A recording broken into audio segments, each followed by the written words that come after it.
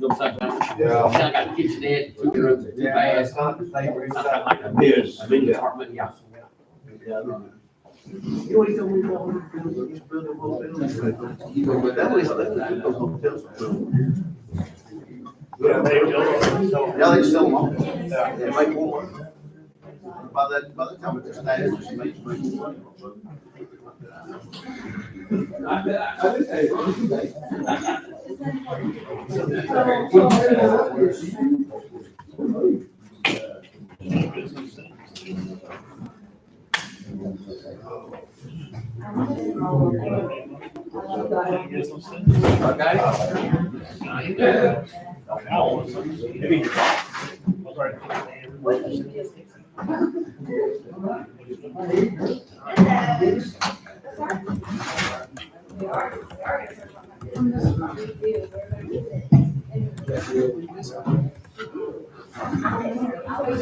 That I just found out.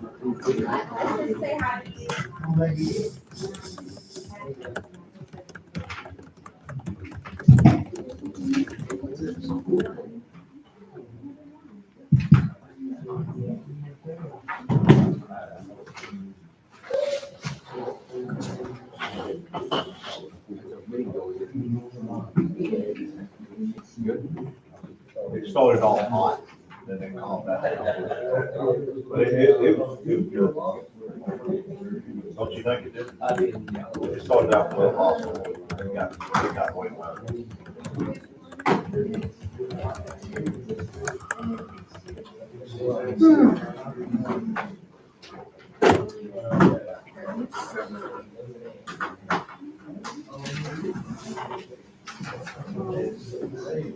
Cooking burgers tomorrow. I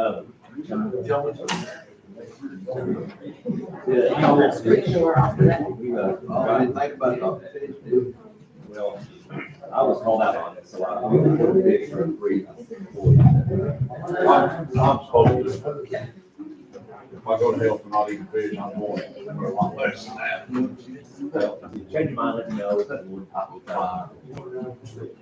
It's our oversight on this. He not even 100% sure he's gonna make it, so. Yeah, I'm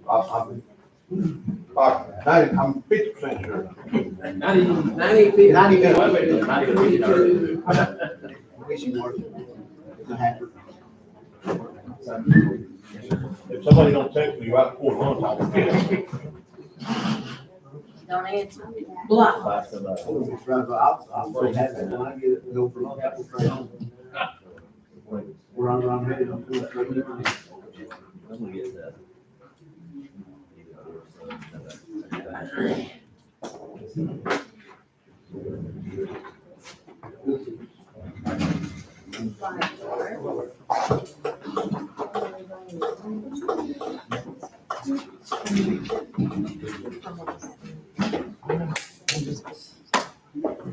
And then I'll check this out.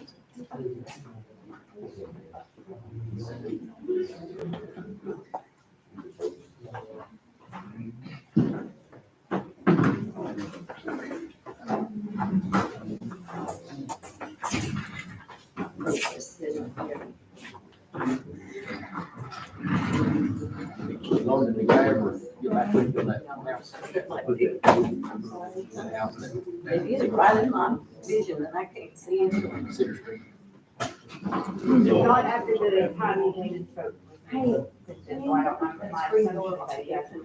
So we need to table that. That'd be up to you if you don't want it. On Cedar, on that screen door. And that's how you would, because it, how it is. You know that guy?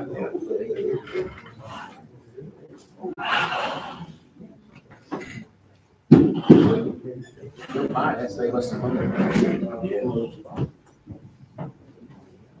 You'll buy it, you'll let her down and you spend money for it,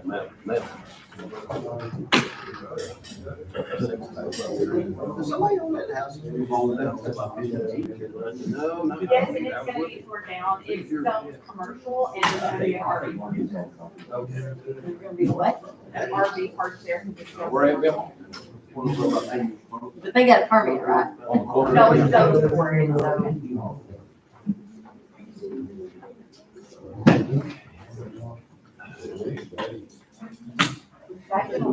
from the Gulf Coast area that's gonna,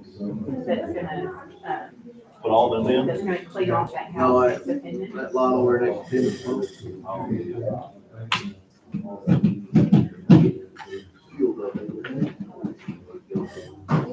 Yeah. He comes up here at night.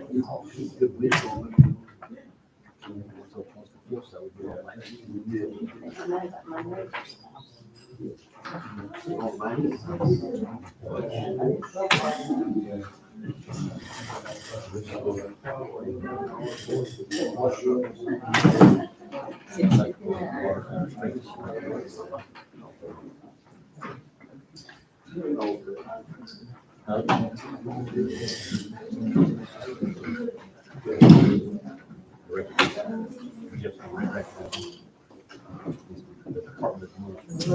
See, I didn't know.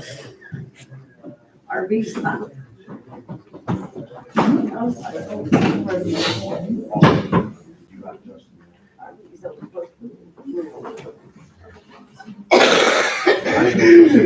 I didn't know.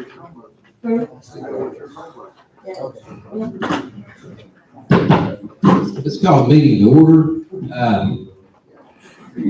This is a regular city council meeting. It's being held Thursday, March 21st, 2024, at 7 p.m. at Fort Wood Art Civic Center, 800 East Morris, Seymour, Texas, 76380. All notices have been duly posted in accordance with conformance with the government code of the state of Texas, section 551.072C.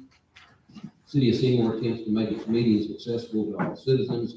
If you have need of auxiliary aids, please notify the city secretary at 940-889-3148 at least 48 hours in advance. The agenda is posted on the city's website at cityofseymour.org with the following agenda to be considered.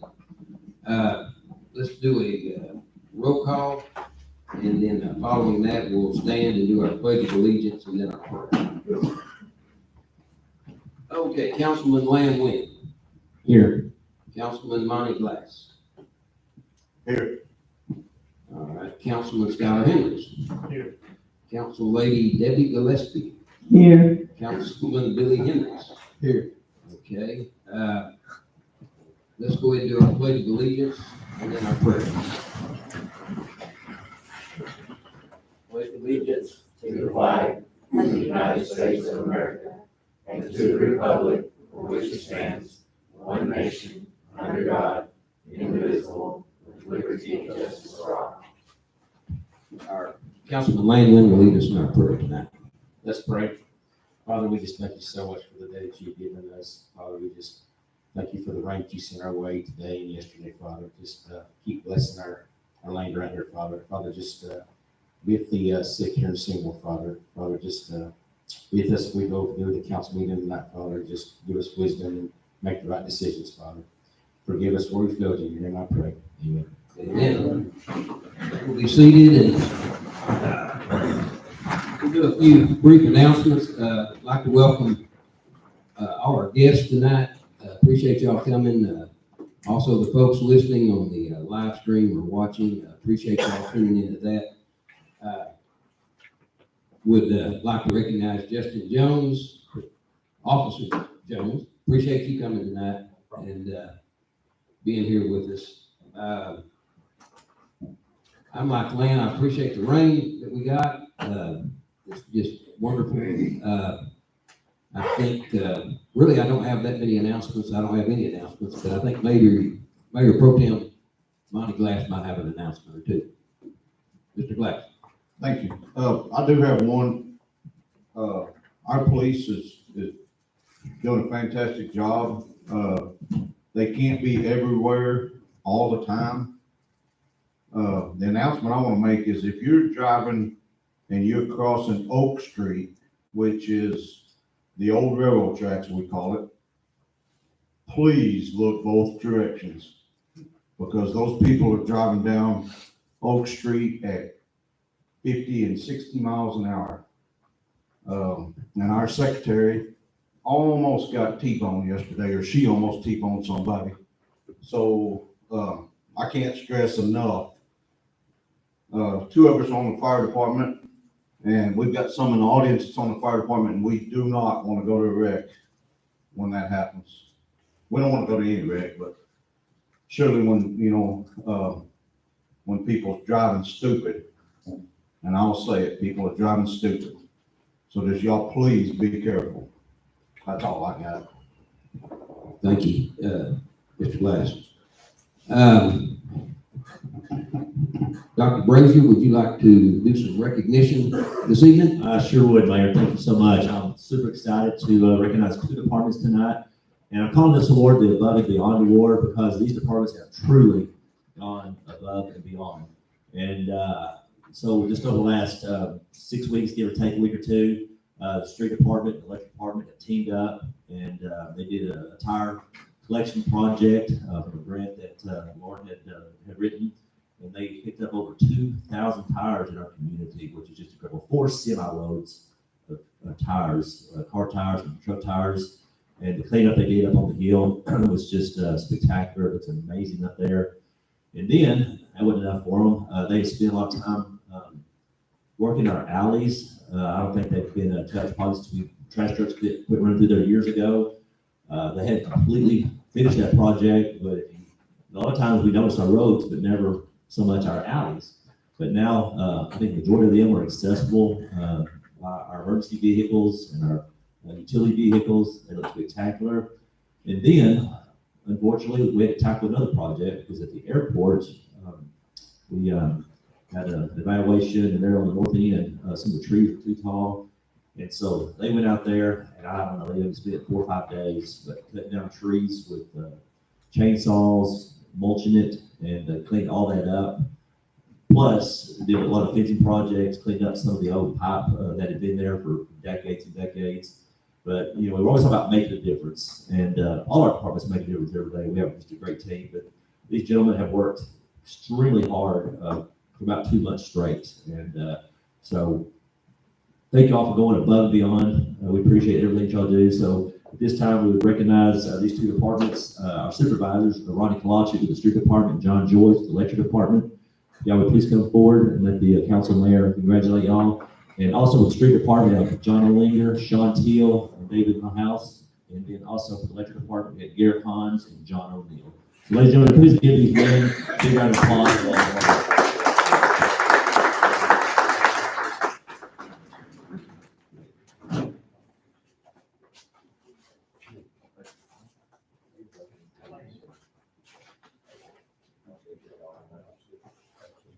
So maybe together around the flag.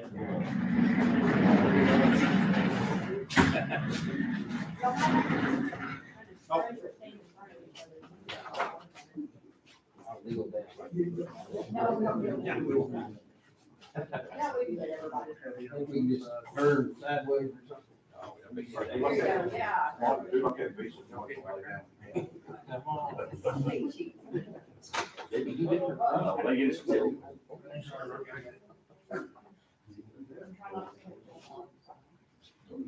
There we go. Okay. 1, 2, 3.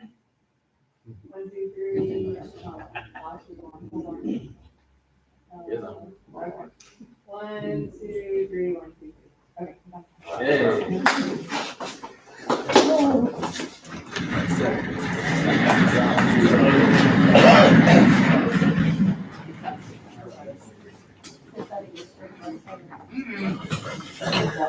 Thank you. Thank you.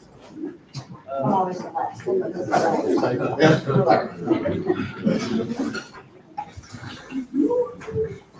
Thank you, guys. Appreciate y'all spending your time coming up here. And you are appreciated, you really are. Any citizens' comments at this time, you can, you're welcome to come up and speak for 3 minutes, whatever you want to talk about. Nothing. All right. We'll move along. We've got another presentation, 2024 Seymour Youth Leadership Presentation, Seymour Speedway Cycle Park. Lauren, would you like to go further with that, or? No, I'm Well, gonna I'll go ahead and introduce There you go. Lily Coker and Arian Ladd. And Alright. these are two amazing young ladies that are working hard to put this project together. I know that Ms. Self has also been involved with Ms. Bush, and so they've met many times, and so we're super excited about this project they're presenting. So ladies, go ahead. Okay, thank you. So this is our Seymour Speedway Bike Park presentation. I'm Lily Coker. And I'm Mariah Ladd, and we are both juniors from the Seymour High School, and we're here to present to you today about our Seymour Speedway bicycle park that we would like to put in with y'all.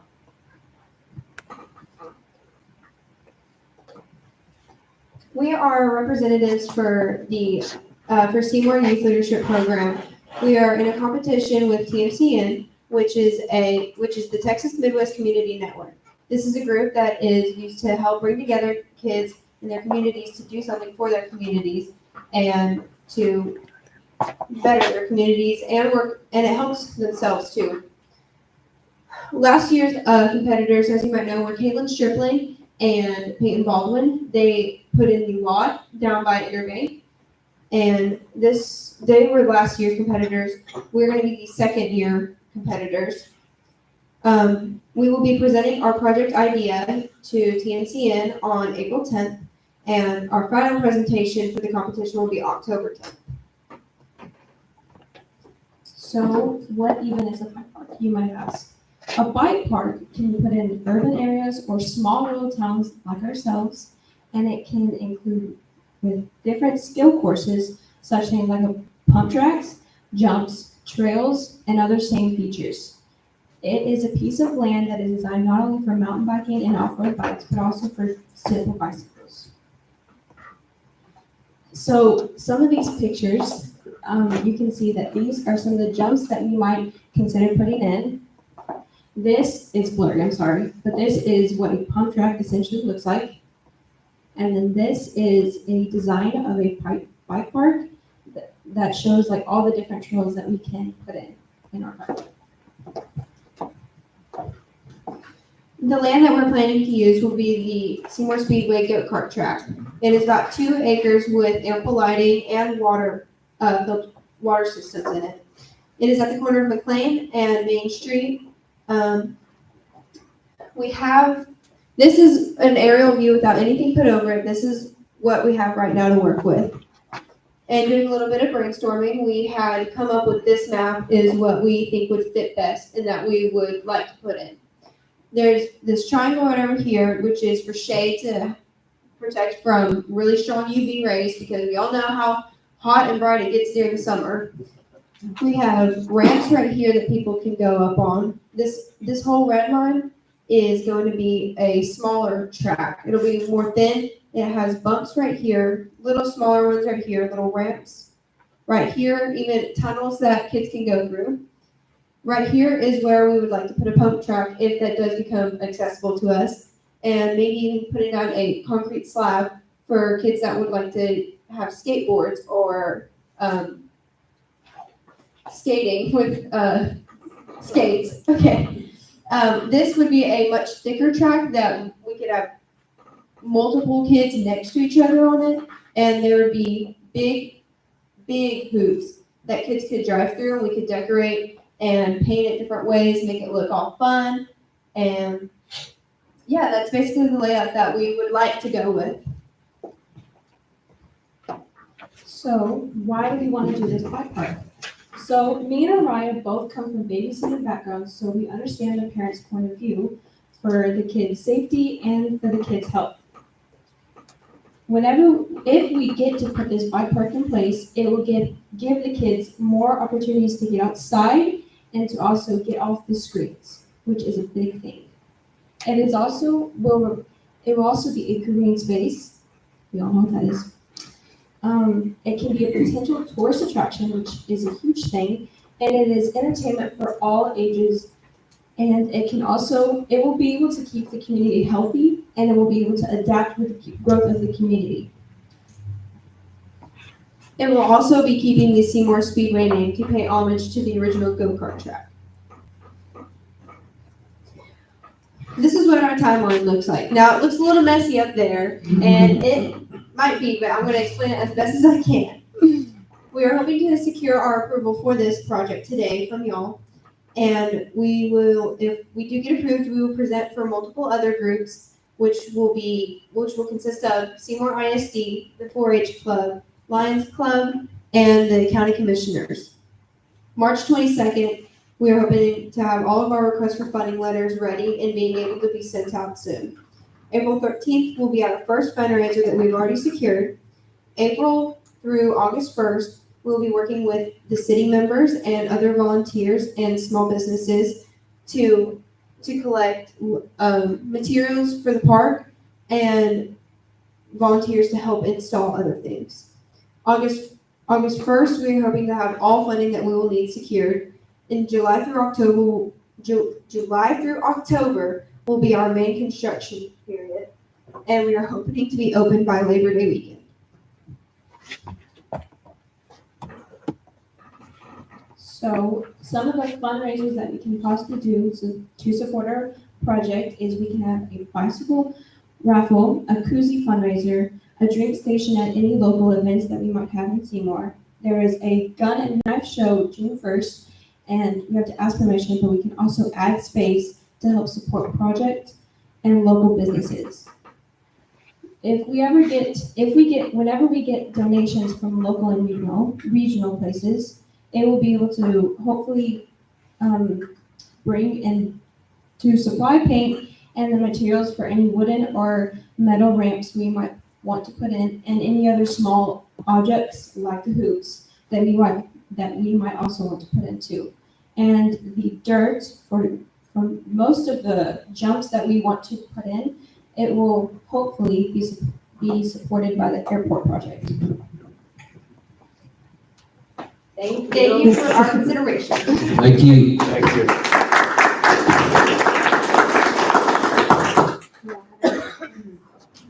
Y'all have any questions for them? Yeah, any questions from the council?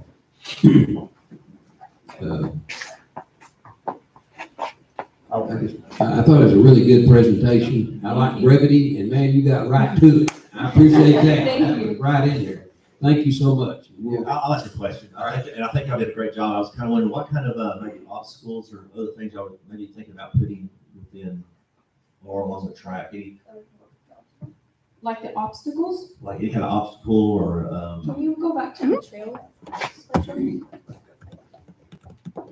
So This one or the other one? the other one. So this is sort of what trails and obstacles might look like. You want to know that one? It can include of like different no, I want to pathways switch it that while you she's on can it. split off. And then, can you go to the other side? That one? Here is some jumps and ramps that kids might want to do that. And there's also tunnels and big hoops that we can put in so they can go under or underneath. any of those specifically that y'all like to see incorporated in y'all's project? Yes, we would like to see ramps put in because my brother especially would love ramps and jumps. And I know a lot of his friends would love the challenge of being able to get over those ramps. The jumps. Thank you. Catch some air, you know? Yes, Huh? You know what they say? Yeah, thank you. Thank you. Would anyone from the public like to comment? No? All right. Good job, ladies. It's all good. It's all good. I met with them once already. Okay. I want to help as much as possible. Thank you, Todd. Okay, thank you for that. Thank you, ladies. We've got a city administrator reports, Dr. Brazier, you're up. Yes, I won't take up too much time, but I'm really excited about all the projects we've got going on within the city, just to bring the council and the community up to date and aware in case you're not. But first of all, our airport lighting project is going on very, very well. We have a final walkthrough scheduled, I believe it's for April 9th. Double check me on that when you get your council notes. But they just need to run some wire and install the actual lights along the runway. And then they have to go and I guess get all this new technology inspected by the FAA. FAA or what it's called. But in any case, it's really super nice. And I would just like to encourage the mayor, the council to be there, maybe that final walkthrough. So you can see firsthand, all the improvements and you get an opportunity to take a picture and share it with the community as well. Also, the water department addition is near completion, so it's been insulated, and Chase did a great job of putting out a door. We had that framed in, installed, so they could actually walk out of the office into the garage area. But it's very, very spacious, and I think it's gonna be a nice addition to the water department and help protect our equipment from vandalism, but also I think from extreme weather as well. We do have some really nice, really expensive equipment. Of course, Monty and I will speak on this too. We're excited at the fire hall. Mr. Glass Construction is working really hard getting that together. So he's already starting to put the tent up on it, and that's also going to be a really nice addition. And then actually, the fire department is actually discussing going ahead and adding on the museum portion of that addition, which will kind of work along with the sound garden area. I think it's going to be really, really nice with the nice dinosaur museum across the street. That's all going to really tie together. We've got some great ideas and some great plans to make that happen. Mobile Work Center is getting near completion. They finished running all the cable yesterday, and I believe next week early, we're going to be starting all the computers in there. And then we are working on getting a electronic door with the code installed. So we actually had quite a few people have called and inquired and interested in renting some space. So we're just super excited about it. It's really nice and opportunity to create some job opportunities in Seymour and a revenue source for the city of Seymour. So we're excited about that. Also, we're making progress on our water well rehab projects. And I'll talk more about that here in just a minute. And our water line off California project. So with that being said, I want to move forward because on these water projects, this is information I just want to share with y'all. If y'all had an issue with it, we can certainly put this on the agenda. But I think one of the priorities of our council is to get the water wells back online so that we are 100% sufficient on providing our citizens with water. And so we've really got the ball rolling over the last few weeks. And what we found out is that the city back in 2011 started what was called an infrastructure fund. And then an infrastructure fund was put in place to pay for the water tower and standpipe rehab project. That was a contract that y'all had. Well, that contract after 10 years, the amount that we're paying significantly decreased. And I won't throw the numbers out there because one I don't remember. But in any case, because of that, we now have a fund balance in the infrastructure fund of somewhere around $185,000. I project we might be closer to $200,000 by the end of the fiscal year. So what we would like to do is to take that money, making sure that we have enough money in there, of course, to pay for our contract with Viking, which would save the city about $30,000 over the next 10 years for that. But also the remaining balance is use that money to connect the water wells that are in town there by the street department into our system. Chase and Robertson Electric over the last few days have went and tested those wells, and they're producing, I think, 150 to 200 gallons per minute. So we thought they're very viable wells, and I think it'd be well worth the money. And Chase and them have stepped up and said they're willing to do that project themselves. So that will save us a lot of money to do that. So that's where we get the funding, is from the infrastructure fund. Now, to pay for the Viking, I estimate about $2 of that $5 infrastructure fee was used to pay for the Viking contract. That still leaves us at $3. So what I'd like to ask the council is for us to explore getting a loan through the Texas Water Development Board. It would be a 10, 15, 20, 25 year loan. The loan is rated about 3.5%. And so we could take that money and then replace that water line that runs there on the Lubbock Highway that we've had so many issues and challenges with. And so we could do that, both those projects, without increase our taxes to our public. So we'd like for y'all to consider supporting us in that. If y'all like to put it on the agenda and take the action on that one or not, or just let me know. I just want to make sure the council knows what we are planning on doing.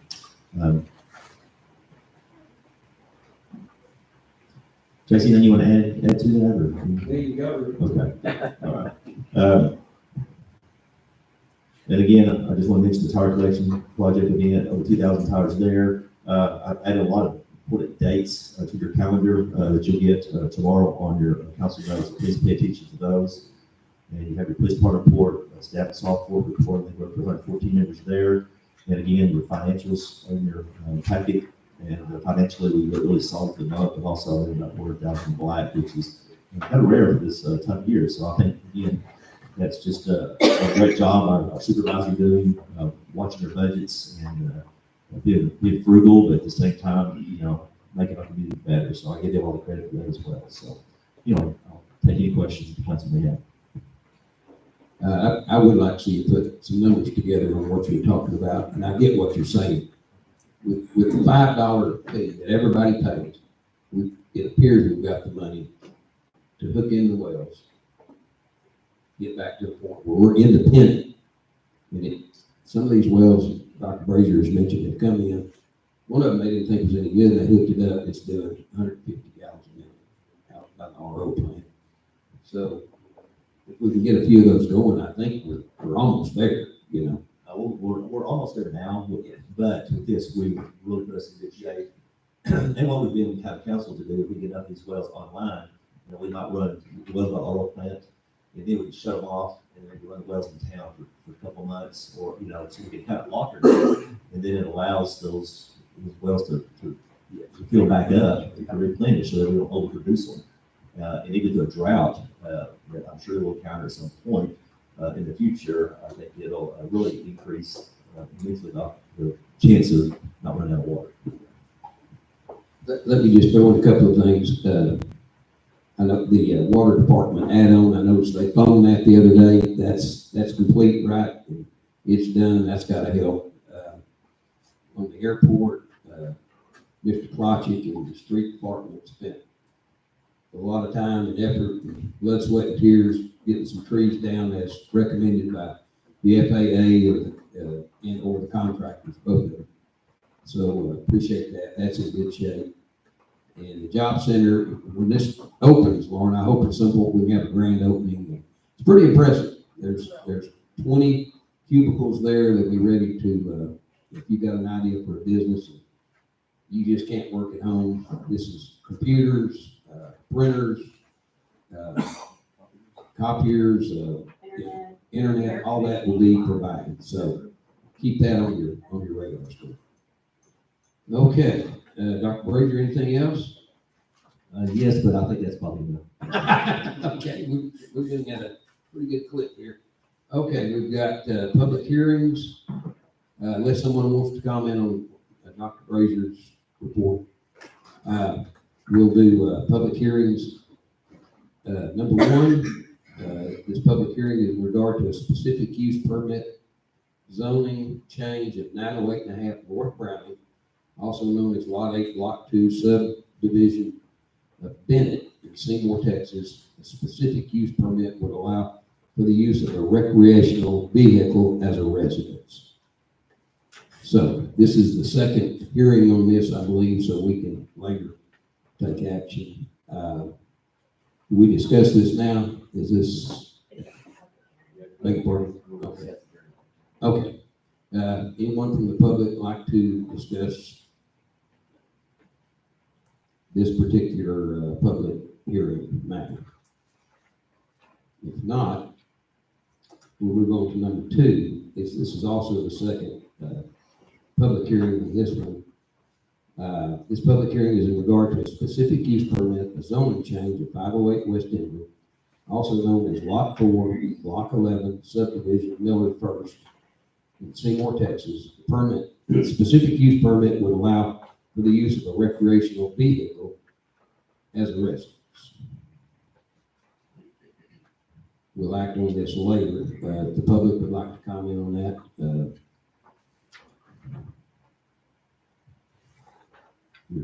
you're welcome to do so. If not, we'll go to number three. This public hearing is in regard to a specific use permit zoning change of 600 North Odom, also known as Lot 8, Block 2, in the Bennett edition. Specific use permit will allow for the construction of an RV park. This is the first public hearing on this particular matter. Would anyone like to comment on that? If not, let's just move ahead with our consent agenda. Dr. Brazier, would you like to go through that?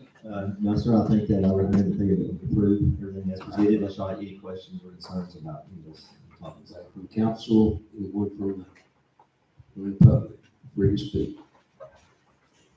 We've got some action items. Pardon? Oh, yeah, we gotta have a motion. Mayor, I make a motion, we approve the consent agenda. Okay, we have a motion from Councilman Glass to approve. We have a second. Second. Second, from Councilman Tyler Hendricks. All in favor? Aye. Aye. All opposed, same sign. It's approved 5-0. Thank you. Action items. Number 8, discuss, consider, and take action on approving the 2024 Seymour Youth Leadership Project, Seymour Speedway Cycle Park. Council like to, anyone have something they'd like to mention or bring up, or? I know they have visited with Mr. Hendrick, who has maintained the track down there for a long time. Seems like a good use as far as kids. Most kids got a bicycle, and they it's not very expensive to operate a bicycle. You can go down there. I don't know if it would be open. I don't know what the hours would be on something like that, but I would imagine 6-7 days a week, just open like the park, basically. That would be y'all's determination and how y'all wanted to secure the property. In my professional opinion, it would just be a park that's open, as your other park is open, but there are rules about our park being, you're not supposed to be down in the park after 10 o'clock or midnight or whatever, so those park rules would extend on all of our park and recreation areas that we have in our community. What are the hours of our park, by the way? I hate to surprise you with that, but Excuse me, it's on the sign out there. I saw it the other day, but I don't remember what it was. I believe it's till after 10 p.m., though in the summertime, Oh, that I think it's after so many minutes half an hour after. after sunset. Yes, yes. that might be- 10 o'clock is what we 10 use. o'clock. We use. Yeah, thank What- you, that's what- expert. I'll fix and put it on the spot. Thank goodness. So if I wanted to go down there at 9:30, I could sit on a park bench and look at the sky. And we get that often, and it depends on what people are doing. Really? Believe it or not, yes. It gets a little busy at night. Okay. It's lit up pretty good. It's a great park. People love it. One of the great things Okay. about this area already for them to redevelop is that there's lots already there. And it's 114 degrees till 9:30 at night during the summertime. And so it would be really fantastic if the council would agree to turn the lights on maybe one night a week or on the weekends and let the kids go out there and maybe stay there till 11 or 12. If it's not bothering anybody, we have to test run it. But a lot of the times you can't go and do anything until sun goes down because it's too hot. And you may get no one up there after And you might 9 o'clock or something. But I have an 8-year-old and mine would be there at 10:30, 11. But that's the only way he'll sleep the next day during summertime. Sounded good. What about cost to the city? Do we have any numbers? Is it to be determined? I mean, depending on what fundraising is done and that kind of thing. Girls, do you want to come up and talk about? While they're coming up, I got a question for Todd. Do you remember what the electricity would run on a go-kart weekend? You don't? Are those LED lights? John, do you know? John Joyce, is he still here? Are we But back? we can look for the historical data. I'm sure it's on the computer at Nita Station. Yes. It would light it a little better, not use it.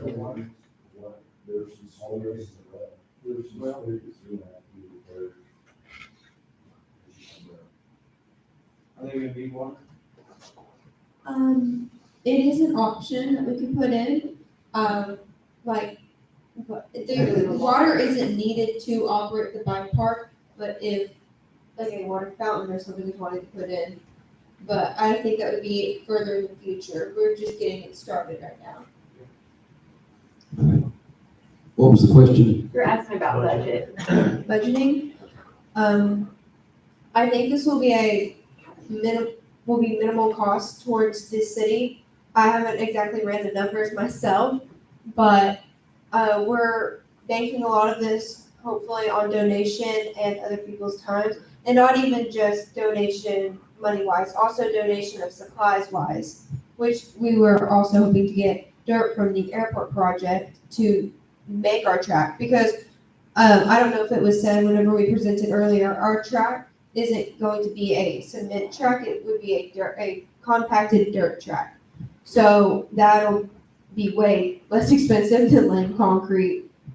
And it would mainly, I think the most costly thing that will cost the city will be like time and labor. But I don't think any materials or supplies would be a cost to y'all. Okay, any other questions, you ladies? And we'll kind of monitor this as we go forward, I would Yes, assume. they will be back to talk to Okay. y'all. If you approve this, I would like for y'all to approve it with Dr. Brazier to give them a lot of, direction so that we're not having to come back to council so often. We'll definitely communicate with you, but if there's an expenditure that needs to be made, a donation's been given or something, it'd be easier if we could just have administrator approval to move forward with that. The pump track is about $30,000. So that is, that's our goal for us to raise $30,000, but, it's not detrimental to the facility itself. That would be the largest expense. Define pump track for me. It is a resin, the plastic, it's a rubber ring essentially that has curves, and you're able to just stay on it and go around in a circle essentially. We were able to locate a vendor that would sell it to us individually boxed, and he said it'd take about 5 hours and a really good impact wrench, and we could have a 70-foot pump track put together. But we'll see. We'll probably call one of you guys for help if they will bring it over. You know, any deep pockets, ask them for some money too. And the girls, we are looking at funding options, and that would be more on a corporate level.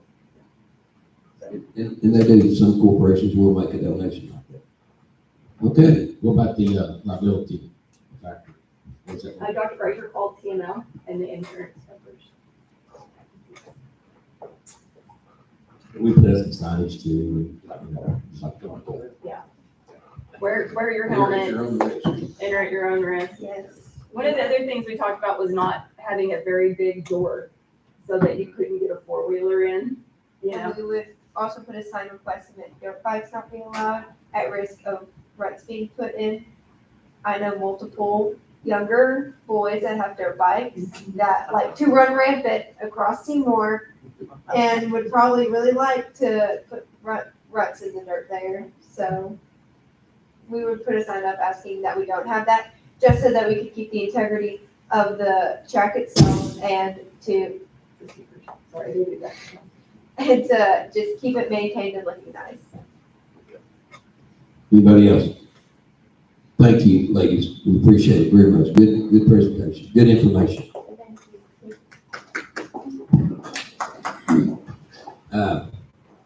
Okay, we need a motion on this. Mayor, I make a motion that we go forth and let the kids do this bike track, and also give Dr. Brazier, not full authority to spend what, but, Within our budget. within our budget to do it. Dr. Brazier will be the liaison between. Yes. The city. And if there was something major, you know, that we would, I mean, we wouldn't get on for it anyway, but in case there was something, we'd bring that to you. Okay. All right, we have a motion from Councilman Glass to go forward with this project with 2024 Seymour Youth Leadership and with Dr. Brazier working with the finances and such. We have a second. I second. Okay, Councilman Hendricks has seconded it. All in favor say aye. Aye. All opposed say nay. It passes 5-0. Okay. Thank you. Yes, you bet. Thanks for coming. All right, moving along. Action Action item number 9, discuss, consider, and take action on bids or bid on house demolition bids. Dr. Brady, do you have something on that? Well, we did have one bid submitted for y'all's consideration, and so y'all need to discuss that, have any questions, me and Lauren would be glad to do our best to answer that for y'all. I talked to a gentleman that's, very close proximity to this place just a few minutes ago, and he's looking to buy that place. So my suggestion is that we table this possibly till next month and see what he gets accomplished on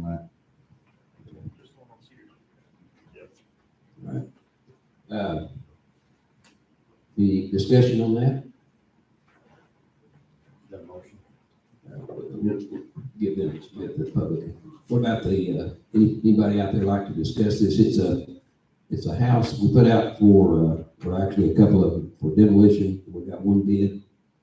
And, apparently there may be a buyer for this property where we wouldn't have to get involved. Is that what you're saying? Yes, this is the one on Cedar Street. Correct. It's a large, got a big rock foundation. Yes. It's kind of tough. So we're tabling both of them or just the one on Sixth Street? Just the one on Cedar Street. Can we do that? So the bid is for both locations. We'll have to go back. So I out don't to know bid if you again. wanna, if you want to accept the bid on the 908, whatever, North Main, then I would suggest that you not accept the Cedar Street bid and do accept the Main Street bid. If you don't wanna accept either of them, then I would say that we're not going to accept this bid and that you wanna see this item again on next month's agenda. So I don't think it really requires a table because we're speaking about the bid specifically. We would So there's just, no action. So just do the actions acceptable. Well, do you want to accept this bid? Yes or no? This bid specifically was for demolition on 2 different locations. And so if you don't want to accept this bid, then we won't. The motion will be to not accept the bid. Sorry. Motion would be not to accept bid or accept it whatever terms you would like. We can accept one and reject the other. Yeah, we could. That's how the bid is written. It shows. Just. Yeah. Accept the Main Street. okay. So we could table 301 North Cedar, 908 North Main, the bid's 10,000. Do we want to do that? Or consider our own resources, or what do y'all I think? haven't seen that. I don't guess I've seen the house on 908 Main Street. That's the one That's that's one right on. next door to Walmart. Oh. That's the one you see. I was saying, you know which one that is. You should know what that one is. I'll make a suggestion, we table both. Okay, we table them Well, we until, wouldn't take Well, one. we just reject, You're just Deny not the gonna, bids. you're going to Just accept take it. no action. yeah, we take no action. That might be the thing to do. Would that be better, or just reject it?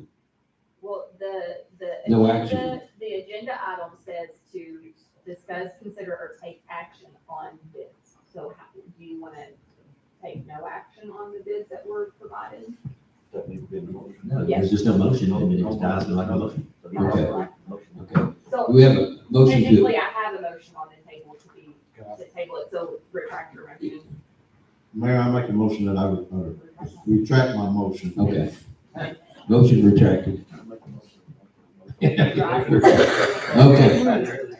Do we have a motion regarding the bid, which involves 2 properties? Do we have a motion? Apparently, there's no motion. It dies from the lack of, before we do that, is there any comment from the folks out here? If there's not, the motion fails for lack, the matter fails for lack of a motion. Full of motion. Okay, sure is. Not moving forward. Let's, all right, let's go forward.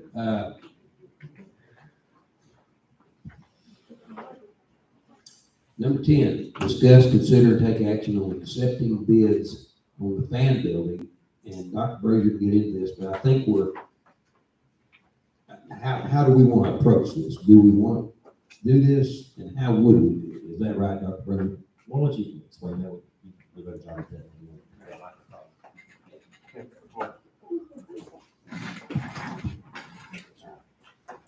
Okay, so because this is a municipally owned building, the only way we can sell it is to take bids for it. And we don't technically have this open for bids. So we have to open it for bids so that we can take bids. A lot of times these things move quickly, so you would need to put a window on your bids. My suggestion would be that you open and close them every month so that if you receive a bid, you can look at it at the council meeting. That way we're not having people interested in a commercial property wait 60, 90 days before we can get it done, because we publicized that bid notice won't close until a certain day. So we want to make sure we open it and close it within a window that council can review it. I did show the building twice last week with the mayor. One gentleman was local, the other couple was from out of town. We have created a Facebook ad, the one that's in your book, and it has been pushed from Louisiana to Albuquerque and up into Oklahoma City and down to San Antonio, trying to get some attention on it. And oddly enough, I've had a lot of out-of-town callers here recently. They've not been interested in this building, but they've been interested in other buildings. So I don't know if this is encouraging conversations because that ad is out there, or if it's just coincidence. But we would need to say, yes, we want to accept a bid. Do you have a minimum bid that you want to put on this or not? Any terms that you might want to have on that bid or not. I would leave it as least restrictive as possible. You can have someone come in and say, I'm going to create 50 jobs and put $2 million into the property, and you may want to do an economic development investment program with them. Or you might have a guy come in and say, I'll give you $100,000 and just take it off your hands, and you don't do an investment program. So I would encourage you not to make your bid notice to where it's restricted. So that was kind of where my head was going is, I know sometimes we put in there, it's cash, you gotta close at a certain period of time or something like that. And I'm kind of in agreement with you. You don't know what you're gonna get. Somebody may come in and say, I'll give you some big number, but I need to close in 90 days or 60 days, but I'll put up $50,000, So by keeping it, in other words, whatever bid you want to make is what you're saying. Present it to us. It will go to the council, and the council will decide. You got 10 of them, you look at all 10 of them and decide what looks the best. Let me ask you one other, just thinking about this. Would it help us? I don't like spending money, but if we got somebody, because what's it worth? Do we need to get an appraisal? I mean, I don't know. It's a unique building, 22,000 square feet plus, with 3.5 acres. It's insane. I think the tax roll on it's 165 right now, which it used to be 65. So they increased it by $100,000. Probably the reason why it's not valued very much is because it's been in disrepair and disuse. They actually go and look at the outside of the building, and you can tell that a lot of the roof is in the parking lot. So it's a noticeably damaged building. The benefit for the person bidding on it is that it's really damaged mainly on the north side, which is where the warehouse is. So the only parts getting really, really wet is the concrete. So it's very salvageable. When we toured it a year ago, it looks almost exactly like it did a year ago. So it's still seeing some wind damage, but it is not in massive disrepair whatsoever. I saw a Google Earth. I just accidentally got on it, and you can tell pretty much see where there's a roof still there and where it's kind of gone away on the west and the north, basically. So you get a pretty good view of that one up there. The replacement value on a building that size is $1.7 million. That's just by plugging it into calculator online that said square footage and what the multi-use of it was and things like that. So it's a very expensive building to build, and a very inexpensive building to repair. But we don't want to fall into the same category where we overvalue something that its value is not that. So like we also have a building in town that is 8,000 square feet and they want $335,000 for it. But you're never gonna get that. You know, it's just not a viable property. So we want to make sure that we don't shoot ourselves in the foot necessarily. We want someone to own it, fix it, use it, do something. Would you say no minimum bid, just see what they come up with? I would say no minimum bid, but y'all can do whatever you want. Say again. I wouldn't do no minimum bid for the simple fact that the tax roll is $160,000. Are you saying that would be the minimum? That's bid? my opinion. I mean, I wouldn't ask less than the tax roll. Is there any back taxes on it? No, because we had to pay the taxes to get it, or well, when it was given to us, we had to pay the taxes. That's my opinion, it's I not got you. less I got than you. what the tax roll is. Well, But, I mean, I may be looking at this totally wrong. no, I would just be curious, I mean, But you gotta remember how much the roof's gonna cost. We talked about that about a year ago. You know, that's gonna cost $300,000. 300, 350. So it's really hard to ask that much for that building, then turn around and gotta put a $300,000 roof on it. City utilities there?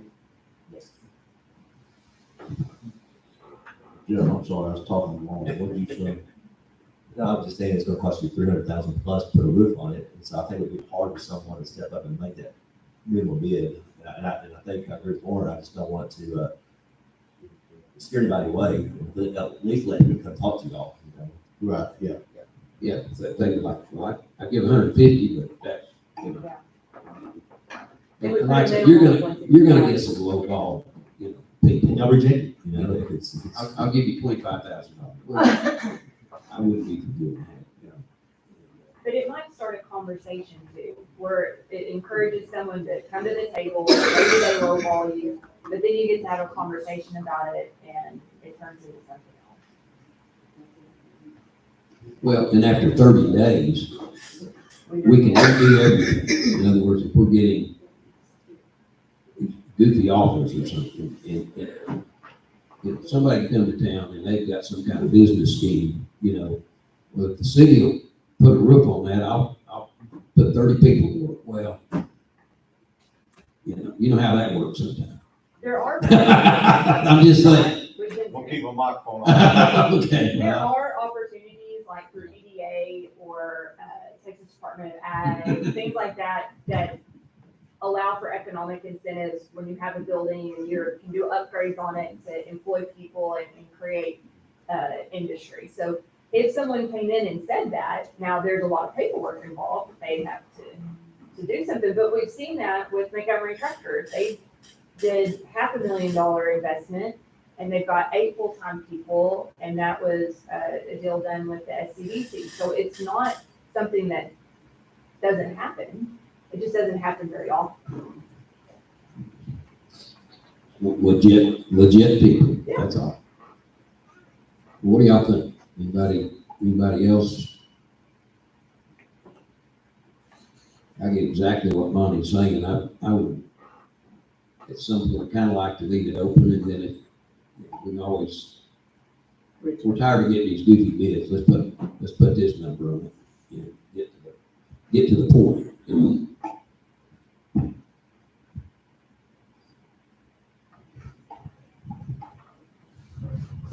I don't know, I guess put a minimum on, not putting a minimum on it, and we can reject, any bids we want.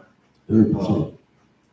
But if we, if somebody does come up and give us something we're kind of happy with, and it at least gets it back on the tax roll and back city utilities, and it's better than what it's making right now. Yeah, it's not like we're spending a lot of money on it, but when you look at electrical revenue, we're losing water and tax revenue. Yeah, we actually are losing money. You think about it. Absolutely. How much, do you know how much the taxes were that we had to pay when it was gifted to us? $7,000. Just under, actually. And the city made some money on that, that equipment that was left in there, if you recall. I forget exactly how, $20,000. What's that? There was a lot, there was a lot of. Yes. Forklifts. We're pretty good shape, actually, I think, I right think, now. did we make our tax payment back? Oh, yeah. Yeah. At least we did More. that.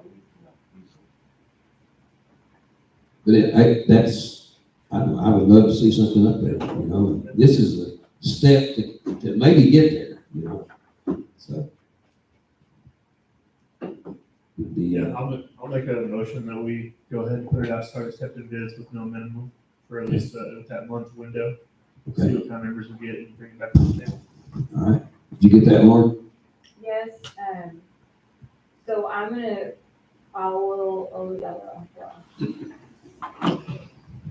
Didn't we say we'd have to do like a 21-day window? I would have to open it and close it in enough time for it to come back to council.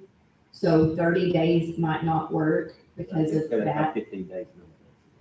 So, yeah, I think we have to post it for 2 weeks, so, Okay. um, Gotcha. The so why notice, don't you just say that it would open and close in between council times? Because it may not be 30 days, and then I don't want someone to say that bid's not valid because it wasn't 30 days. so this gives you time to get a notice in the banner, is that correct? yes.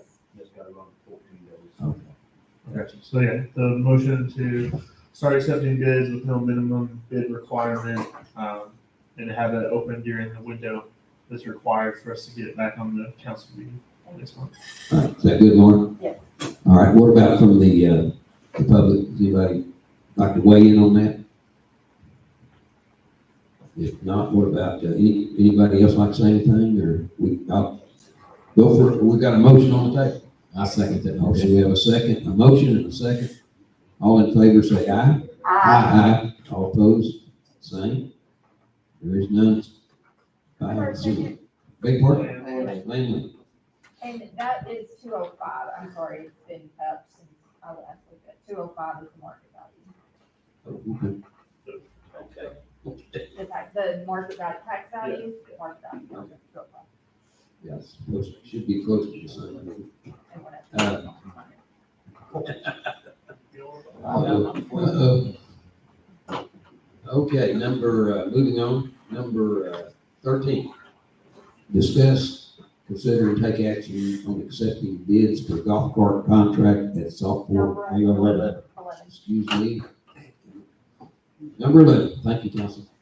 Discuss, consider, and take action on the certification of unopposed candidates. Council member place 1, Lane Wynn. Council member place 3, Debbie Gillespie. Council member place 5, Billy Williams. And that's something we have to do, Lauren, I guess. Yes, I just need to pass that resolution. Yes. Number 1563. Number 1563. We need some discussion on that. It's just kind of something you do when it's not a contested election. Any comment from folks sitting out front? If there's not, if someone would like to make a motion, we'll move on. 1563. No, there's not, where did you get 15? No. It's not on the agenda. No. What's this, so- So We'll just, the motion would be to accept the certification of post candidates, and then the next one is the ordinance. Mayor, I make a motion that we accept the certification of unopposed candidates. Okay. We have a motion Second. and Councilman Skylar Hendrick seconds that. All in favor, aye. Aye. All opposed, same sign. Passes 5-0. Okay, number 12. Discuss, consider, and take action on ordinance 2024-01, order of cancellation, canceling the May 4th, 2024 city of Seymour general election. Again, that's something we have to do legally to not have an election since everyone's unopposed. Could Anybody like to discuss that? Anyone here with the public like to speak on that? There's not a number on that, Lauren, I don't think. 2024 dash Oh, there 01. you go. Just read it. We have a motion to do this. Mayor, I make a motion that we accept ordinance 2024-01, order of cancellation for the May election. Okay, we have a motion from Councilman Glass. Do we have a second? Second. Second from Councilman Skylar Hendricks. All in favor, say aye. All opposed, same sign. Passes 5-0. Okay, now, number 13, discuss, consider, and take action on accepting bids for golf cart contract at Saltport Recreational Complex. And Dr. Brazier, you got some information on that? Yeah, just simply put, we want to extend the contract with another contract with Easy Go Card that came back and it was over the $15,000 threshold, so we're required to go out for bids. So, we just need y'all's permission to solicit bids and then we'll bring that back to the next council meeting. And I think what we're wanting is the gas carts, because what we had before, I don't think there's any extra special things at times that we're wanting, so we're just gas carts, we'll go out to bids for. Hopefully we'll get that right. Perfect. And we're doing Easy Go, or well, whoever comes back to bid. Does anybody have any comment about gas, electric? I'm fine, with gas. I mean, they're, I assume, reliable, and that's what we've had for a number of years now. Did we only get a bid from Easy Go? Now, I called a few other companies and I realized they were over 15, so we got out the bid, so. But they hadn't sent anything Who? in. Nobody else? Yeah, I did. I just didn't put in the packet because we have to go out for official bids. Okay. But is there interest in people bidding, do you think? Yes, Okay. All right. Any more discussion here, or Yes, I got. go right ahead? I see that on this proposal that we've got, I know we've got to go out again or whatever, but they're, for 60 months. I thought we was gonna maybe go out 3 years. well, we had talked about that. Todd and I had met with the representative, but the cost, and basically he said, and this is what he said he would make more money because he sells more cars, but he said, I highly recommend that y'all not do that because of the cost. We just thought it was more financially feasible to go 5 years, and talk about going 4 years, but currently, if we went with Easy Go Card over 5 years, you're still gonna see a $4,500 a year increase in those bids. So if you're going to a 4-year, you're probably gonna see double, maybe $9,000 more per year. And with 3 years, you might get $10,000, $12,000 more per year. So I just want us to be careful and watch our budget, we struggle where we are, and I just don't want to really drastically increase that budget. So How old are our golf carts now? it will be 5 years at the end of this contract, which I believe is in October 1st. When these bids go out, will it be for 5, will we specify 5 years, or will we just look at whatever comes back? Well, we probably need 5 years just to try to keep our costs. Can we get a cost on what 4 years would be? We can do whatever y'all want. I mean, 'cause I know 3 years is gonna be very high, but maybe 4 and 5. Yeah. Yeah. I mean, our golf carts out there now are junk. I mean, they're not junk, but they're 5 years old, and it's kind of shows. So I was thinking maybe go down and trade them off a little more often. We'll do whatever y'all tell us to do. That's our ability. I kind of like that, what Councilman Glass said, maybe bid it at 4, bid it at 5. I mean, I like to see the numbers on both of them, even 3. I mean, it's not gonna take that much more time to find out what 3, 4, and 5 is. It's just a stroke of key on their computer, too. Yeah, exactly. Did we get any bids or changes or anything on like the lithium for battery, on maybe less maintenance than the gas, or less? Well, what he told us on the lithium is basically be zero maintenance, but I think he was talking about refurbished, which he was saying would be just like new. And what it is out there, they're going to be more expensive. But then he said, hey, take the gas, but then you buy gas for them, they equal out. That's what he said. And he also said on the lithium, why don't you our area up, that you could run them 36 holes in one day before you recharge those. And they also said that on the lithium, if anything breaks, whatever, they'll pick it up, bring another one and replace it. But at the same time, we have a maintenance contract with the gas as well. Now, I know Todd struggled getting. Like say Todd says that most time they won't come and do anything. But I think that might be a glitch in the system, because we had talked about that, and Todd addressed that directly with him, very directly with him, and he assured us that they would do that correctly. Well, one thing I've got is, I'm for the gas golf carts, I'll tell you right now. And the reason being, is you got two guys right there that can do anything possible to a gas motor. So I was thinking we could maybe knock down the maintenance cost and just have them maybe do like a fluid service on them, however often you have to change the oil in them, whatever. Anything else, I mean, you got two guys right there can do anything you want with a gas motor. And I mean, I'm not knocking you off for lithium batteries, but Sean and I and Lane Wynn's been in fire department. We've just not 2 months ago went through lithium batteries on a vehicle, on a car. Very, very dangerous. Fire, you're talking about explosions. Explosions, and you know, I don't know if golf carts are the same way, but I know EV cars are very, very dangerous. For firefighters and EMT, cutting into them, whatever, having to extract people, They're unstable. very unstable. They're very electric. If one of them blew up, you could lose all of them. I mean, They're all in the same shed, Exactly. you know, they burn buildings down. Which, I mean, you've got gas golf carts that's got gas in them. Yeah. You know. But they don't tend to spontaneously combust, Yeah. something like you're talking about. I like the clean, I mean, I'm not an electric vehicle person at all. But you know what I'm saying. But, anyway, all right. So you think maybe 3, 4, 5 year bids? I would like to see the numbers, just, I'm with you. I think I would too. Just just like for, Billy said, all they gotta do is punch a keypad, they've got it right there. how does that sound? Somebody want, any discussion out there? If not, we'll consider a motion for the, I guess giving Dr. Brazier, you know, authority and permission.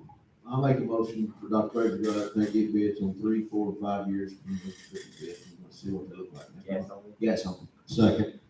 Okay, we have a motion and a second. All in favor, say aye. Aye. All opposed, say no. Okay, thank you.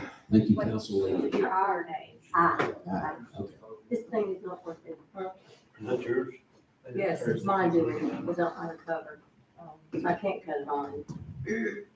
Okay, I'm sorry. All right, number 14, let's move along here pretty good. Discuss, consider, and take action on ordinance 2023-08 concerning the Salt Fork Recreational Complex. And, Dr. Brazier, you probably got some, we're looking at. Well, it's not real good, that's my notes here, but, in any case, there were, some issues y'all need to address, on your ordinance, that was in your council notes. And so one of those, we have is, I think it was a big question on the age of, the drivers for the golf carts. I think there's been, at least one committee member has talked about lowering that from 16 years old to less than 16 years old that can drive the city-owned golf carts on the course, and I think that is addressed in your ordinance. And then also on the golf ball rentals, there's been some people that wants us to not add maybe a $10, $15, or $20 fee onto your elite membership. I know Mr. Hendrick and I have talked about it. He can speak on it if he'd like to. But maybe anybody who wants to go out and use our range. I think there's different sets of balls. I think there's what Todd, what'd you say, about $3, $5, and $10 is kind of what you were recommending for the different? Yeah. $50 to $10. And then the third thing we want to talk about is just, within the orders, you have the gun range, so we just talk about to simplify it, just take that off. Until the council decided if they want to do anything different with that situation, but in the meantime, just take that off the ordinance, all the gun range fees, the way it's listed. Okay. Was there anything else to talk about? Because I can't remember what else I had on my list. The ordinance has that full facility because we had a gun range.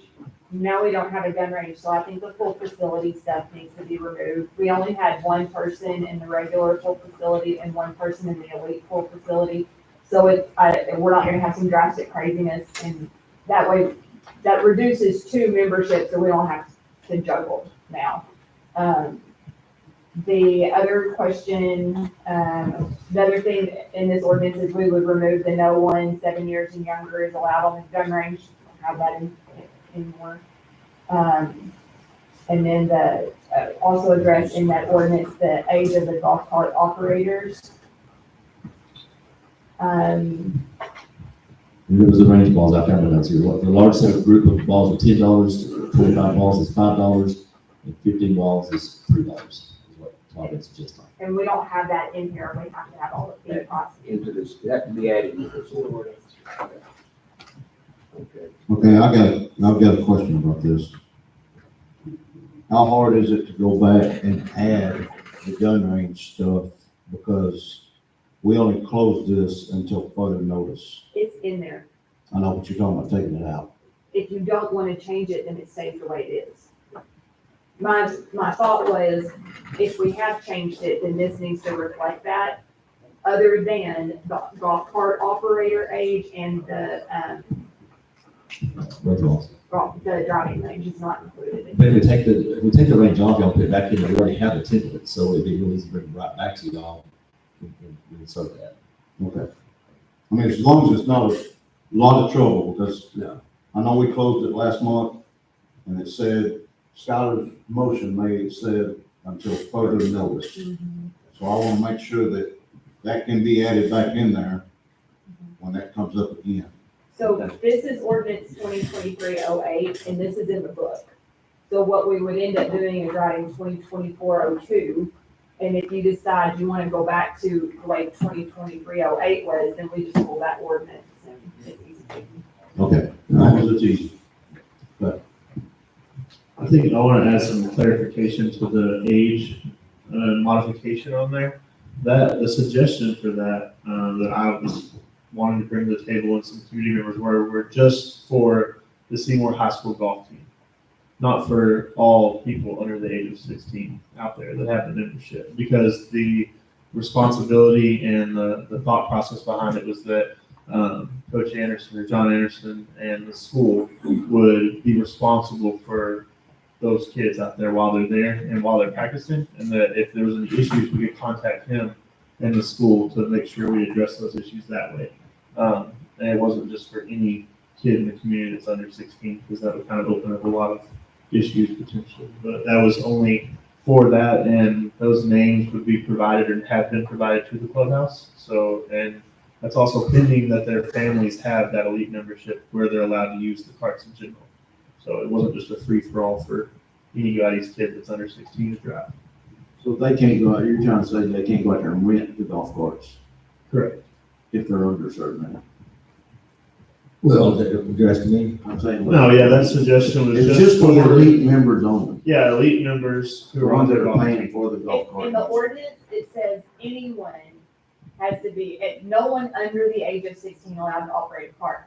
That's what the ordinance says. On the back of the membership where the rules are, it says that you cannot operate a city-owned cart under the age of 16. So we have two contradictory things, because if someone comes out and says, this is my cart and I want my 9-year-old to drive my cart, are you okay with that 9-year-old driving the cart on the course? Or do they have to follow the 16-year-old age rule too? Does your course say you have to be 16 to drive a cart, whether it's mine or yours? Or do we say, we don't care, we're gonna regulate that, it's our carts, you can only rent and drive our carts at the age of 16 years old? That needs to be clarified. Okay, I think I need to consider that because they always say, you don't have a problem till you have a problem. And it's a matter of time if someone runs over our greens or Another person. another. And then we're gonna have to get in this little dispute, who did it, no one owns up to it, and they don't have the money. But, it just concerns me about letting people under 16 drive cars around. If you're gonna do that, I would think that the parent would have to be there in the car with you.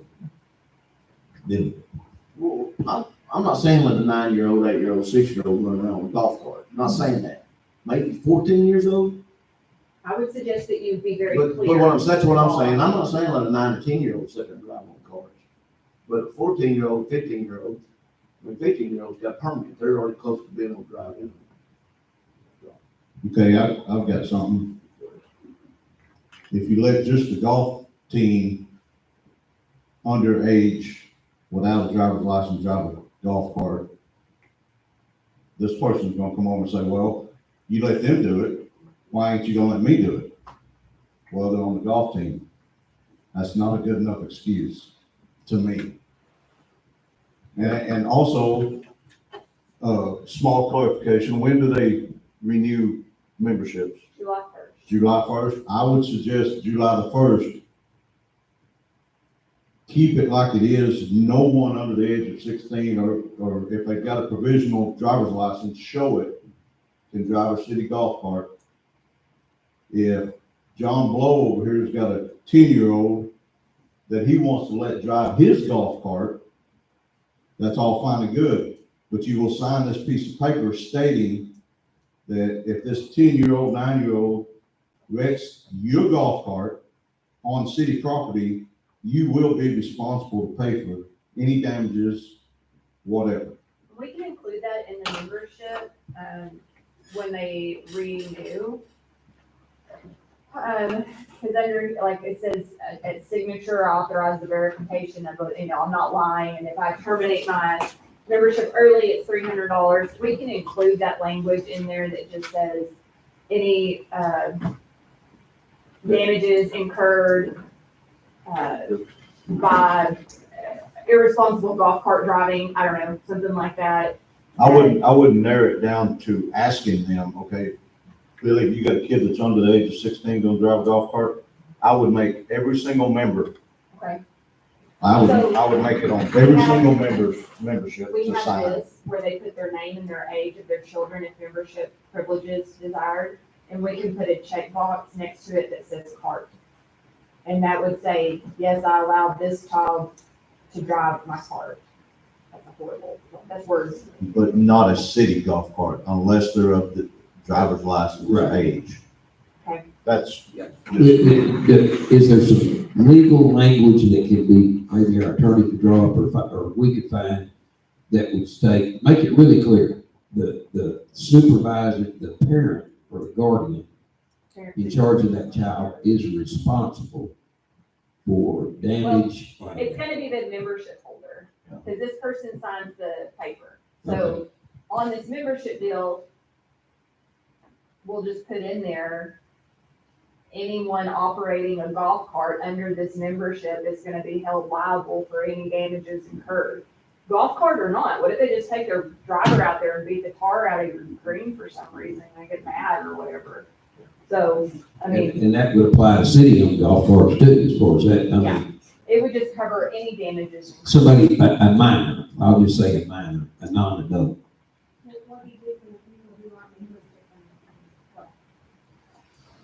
They have to, They, don't they? Well, you would think normally they would rent a cart, but they should bring their own cart and play. It would just, probably then it needs to be explained, it would need to be explained to them at the clubhouse when they pay their greens fees. These are our, no one under 16 is allowed to drive our carts if they rent a cart or whatever.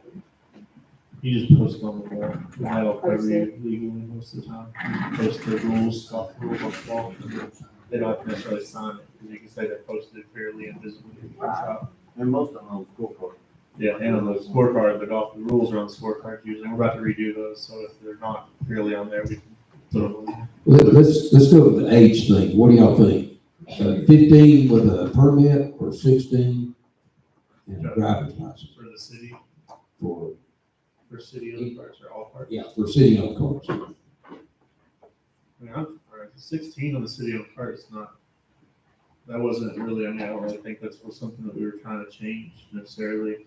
The only thing that was brought to me and brought to, I don't know if anybody else was brought to you, but because my son happens to be on the golf team, and we talked about it multiple times throughout the school and with the team, that we were trying to encourage them to practice as much as possible to be better and be more responsible out there. And the more they're out there and the more they're practicing, daylight hours are only so much available after school. So we're not trying to get them to come out there and walk 9 or 18 holes for practice.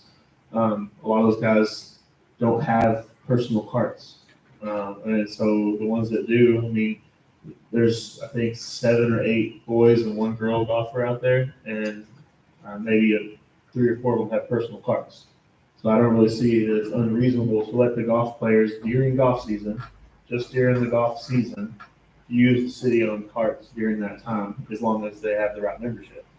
I mean, if somebody wants to come out there and say, why do they get to do it? I don't, well, because they're on the golf team, join the golf team. You know what I mean? And then I know that I've talked to John Anderson. I know that he is fully aware and he's accepted the responsibility of his golf team members, and I fully believe that he would take care of something if an issue were to arise. If Todd or Sean or anybody out there sees an issue with the golf team, they could just call him and he would address it appropriately.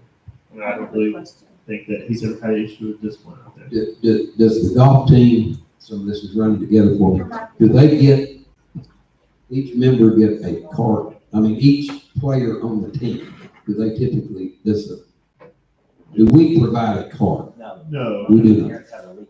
Okay. Yeah, it's just if they have a membership. So Okay. they're still having to pay. I mean, we're not Gotcha. losing money or anything. Gotcha. We're just trying to give them permission to use the cart during practice, during the season. That Gotcha. they practice. How many would you say are under the age of 16 on the golf team? Four of them, yeah. 4 out of 4 out of 8. Oh, 5. And the girl, 4 boys, 1 girl. Oh, yeah, Yeah. there's 4 or 5. There's 5 freshmen that are out there. And so they're all 14 to 15. Okay. So I have a question. Do all of the golf team members go out there at the same time in practice? I mean, do you have the older boys that can drive the younger boys? I'm just afraid that you open it up and I don't, then you let, Not necessarily, because you got so many different sports that they can. but I'm just talking the golf team. Yes. If you've got, if they're all out there practicing together is what I'm saying, like that, the older boys drive the golf carts that are, because they're all on the same team is what I'm saying. Because I'm like, Monty, it opens up the line. I When mean, you put 9 or 8 people on one hole on a golf course and they're practicing it, the same time issues going to run into. They're not going to be able to play 9 or 18 holes after school after they do their chipping and putting practice to do that. There's gonna be a 15-year-old somewhere trying to drive a golf cart. Yeah, there's not enough. Right now. Next year, you got no problem. unless you get Next year, 5 more come up. So would the members on the golf team could only do the golf cart when John Anderson is present, or would that be 24/7? I just said during golf season. I mean, I know they put in rounds in the weekends as well. I mean, so So you think John So Anderson- you've got 4 14-year-olds that don't have driver's license, that they're gonna go out there. If these 4 14-year-olds, and I'm just trying to get this, these 4 14-year-olds go out there and get on the golf cart, and they're driving around. So what makes it any different for other 14-year-olds go out there and say, well, even though they're not on the golf team, it's They like have- you said, the They wouldn't ones, have to rent the cart, they just don't pick it and go. yeah, they have to get, they have to have. They won't rent the golf cart to those 14. So, yeah, they can't rent, but so 4 other, if they were elite members, 4 other happen to be elite 14-year-old members in town that want to go play golf.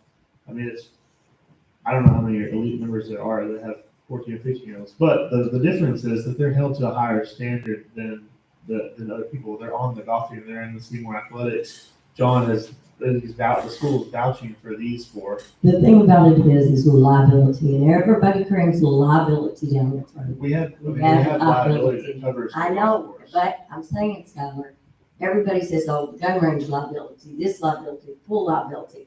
So Do you want, we can get it covered with TML. I mean, it's, the liability for the golf course is there either way. The insurance doesn't have to change because we're allowing 14-year-olds to drive. We're not, Todd's here, and would you like to speak on that, or your staff come up and give a kind of weigh in, or give us what your experience is, or thoughts, or? I just think you're gonna open it up, if you do that for just the golf team, then you've got 4 other, or 5 other, or 10 other 14-year-olds over here that are not members of the golf course, but they wanna go play golf, and they go out there and get on the golf, well, you can't get a golf cart. Well, I'm buddies with that guy, and he's got a golf cart, why can't I? Then you're gonna get parents involved, I'm telling you, you're just fixing to open up a can of worms that you don't wanna open. I got you. I mean, No, I can see that. I was out there the other day, giving some, I wouldn't say advice, I was helping Todd and them look at some stuff. And there was some members of the golf team that was acting a fool on our golf carts. And Todd had addressed that, and, everything went smooth, and hopefully it's gonna be handled. And I love our golf team being out there and playing. Yes. You know, and we do hold them to a higher standard because they are representing our Seymour school. But I just don't, I think you're gonna open up something. Todd, what do you think? Sorry, Todd. We don't really have a problem with the golf kids at all. That's not a big problem. Our big problem is after hours with other kids. Going in there and taking carts, and you know they don't have driver's license, or they're not even members. That's where all our problem comes in. We can, the golf kids, they kind of come as a group, so that's not really a problem. There is one of the boys, I'm pretty sure, that's not a member, that's on the golf team. So that would be one thing we'd have to figure out what we did with him, which right now he basically rides with somebody usually. But as far as the team, we don't have problems there. They play for free. I mean, the city doesn't charge the golf team to play, right? I mean, there's No, we've no never green charged, fees. they've never had to pay. During golf season. During the During season. golf season. During the season. And most of them are members. Yeah. Like I say, I think there's only one boy that's not a member. What do Yeah, all you think but one. about the age? Yeah, what's y'all's opinion on that, on the golf age? We've kind of thought about if they have a certificate or whatever you want to call it, at 15, Learner's permit. a learner's permit, yeah, that might be something that we let do. I know a bunch of them are 14 years old. I don't know. I know once you start saying everybody can ride at 14, you're gonna have the whole town riding at 14 or wanting to. Do you want to regulate the age only on city-owned carts, or is it all, because we have two different things being said. One says all carts and one says city-owned carts. Which one would you prefer? So it does say that, people that own their own carts has to be what, 16. 16? That's what the 15. ordinance says, 16. I just need to know what you want. Most of the time in the past, we haven't really bothered people that own their own carts. You know, we speak to them if we have to, but I don't know. Okay, you've seen some young people, I bet there've been young kids out there on a cart that's, you know, shouldn't be on a cart maybe, or be better if they were on. Yeah, you see that. I mean, you see it quite a bit. And most of them are good. We don't have a lot of trouble. It's usually when there's 3 or 4 of them and they all got their own carts, they're running around, playing around out loud. That happens. And a lot of that, some of that's on our carts. And we have to stop at times. We do that, you know, we'll put them up, whatever. And some of those have been kids that are young, too young to be on the cart anyway, but they're elite members and that type of stuff.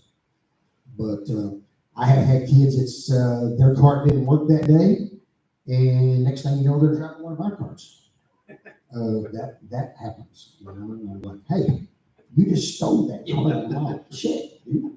You know, so, but they're kids. So we had a group out there one day, there was 2 little bitty kids. One of them was about this tall, and the other was about this tall, and one of them was sitting in the floorboard past the gas pedal, and the other was driving.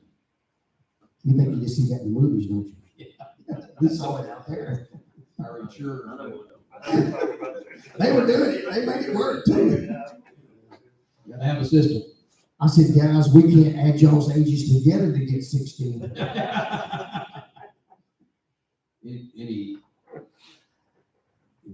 Anybody else like to speak? Go ahead. Y'all knew I would have to. Introduce yourself. And And as a teacher, I probably don't even need this.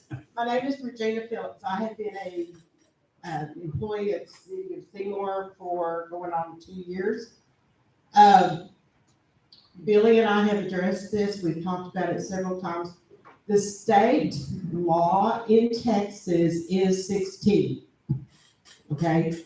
Your newer carts has an emblem on it that says the circle with the line through it, no one under the age of 16 to drive this cart. As is no riding or standing on the back of the cart. Okay? Billy has a new cart and I've looked at it and it does have the emblem on it that says no one under the age of 16. So that to me says that's a state law if it is stamped on that cart. yeah, does the state put that on there, or is that the manufacturer, or? The manufacturer, and I'm assuming that if it's put on there by the manufacturer, that it is a state law. The other issue too is they come out there and they never check in the building. They may stop in and get a scorecard, which is right inside the door. But as Juanita and I run in the pro shop, we never know what kids are on that golf course. And if we don't know, and if something was to happen to one of those kids out there, how would I know who was out there to take care of it? So we don't have a requirement at this time for anybody that comes on the course, check in. Of course, after 5 o'clock, there's nobody, I guess sometimes there's. During the summer, right now, I usually get out there about 4:15 because I work at the school, as does Juanita. So it's usually about, I don't know, what time do you get there, 4:45? She gets there usually about 4:45, before 5 o'clock usually. I usually get there about 4:15, 4:20. And stay till, And we stay, last night I got home at 8:30. okay. With the daylight savings, Gotcha. we stay until I make sure all my carts are put up and locked before I leave. All right. Thank you for that. That's good information too. Todd, is there a requirement for people who use the carts, the elite members, to like sign them out or anything like that? That I don't. We've never had any sign out bill, you know. Because if you're a member, you got a key, you just grab one and go, right? Talk about a microphone. Oh, here. We had a cart, We had a cart that came in on the golf course last week one day, 3 people. They drove in the front gate on their own cart from town and they just got on the course and went to play. And so we see that a lot. I don't know, somewhere we need to put a sign-in book. Do we need to start billing these people? Do we bill them for 18 holes after we've seen them do this? And send them a bill? They was not a member? No. They had their own cart that came from town. They got out there and played. I was actually on a tractor and I just happened to notice them teeing off on one. But we've got to figure out a way to, I mean, there's no telling what we lose every week on people that come out and play that don't pay. I mean, you chase them all the time. And 99% that's going to come out late in the afternoons after we're gone. And they're going to drive right by or not even go by the clubhouse. They'll stay out there and play, you know, never pay a dime. And Do you have any ideas how to? that's why I said maybe start sending bills. You see somebody out there, we'll mail them a bill. And eventually we'll post that bill on the wall if they ain't gonna pay it. I don't know. Maybe some cameras here and there, you know. Some cameras, You can buy some Amazon cameras off the Amazon pretty cheap. So I was looking at doing that myself, basically off the front, just right through the front area of the clubhouse. Gives you some evidence, physical evidence or visual evidence. We do have a ticket book. The last administrator, he gave us the authority to actually write a ticket. We did that to a few people.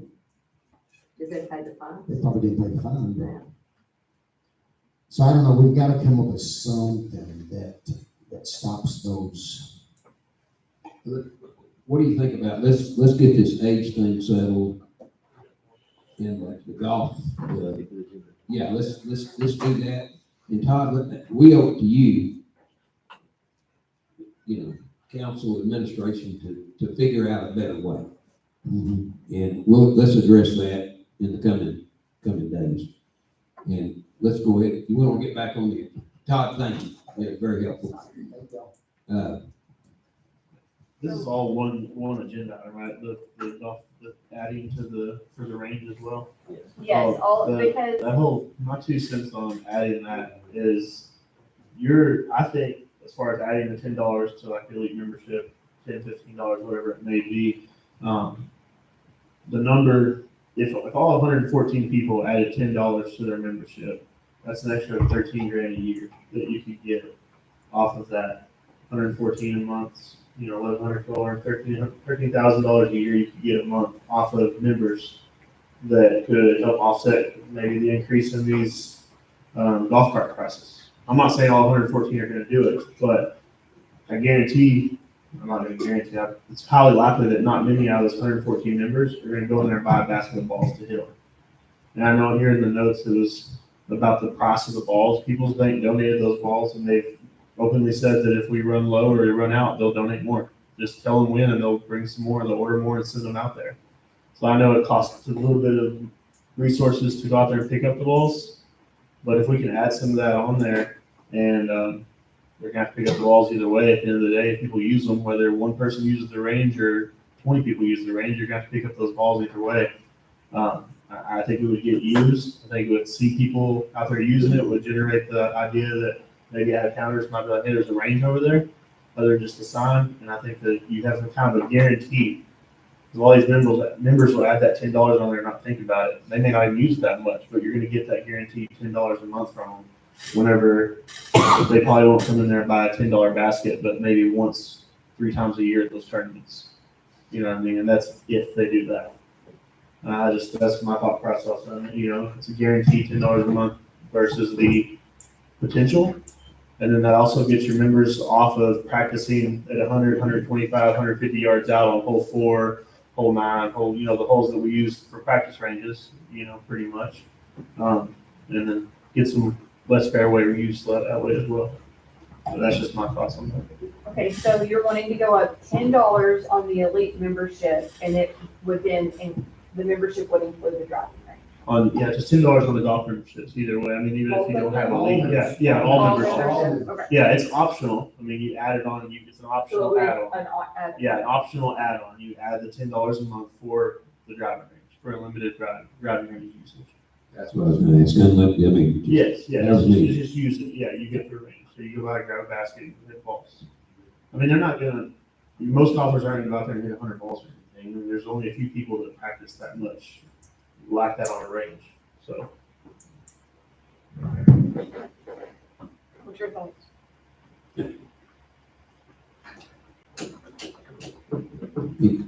Yeah, any other thoughts on that? We're my only concern, and I don't know how the economics would work on this, we spent a lot of money out there. And I don't want to pick up any additional expense that we don't have to pick up. And like I say, Scott, at maximum, if everybody did go out there and take the $10 deal, you can add that on to a regular membership, right?